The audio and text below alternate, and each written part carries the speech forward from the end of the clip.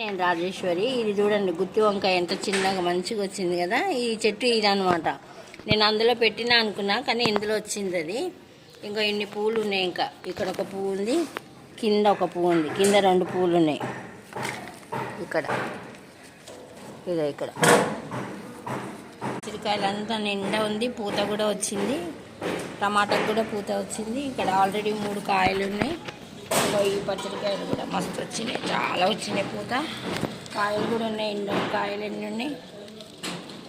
ఇక్కడ కూడా ఉంది. ఇంకో ఇక్కడ ఉంది. పచ్చడికాయలు అయితే నాకు చాలా బాగా వచ్చినాయి. వంకాయలు కూడా బాగా వచ్చినాయి. ఇవి తెంపలేదు, ఇవి హార్వెస్ట్ చేస్తాను. ఇది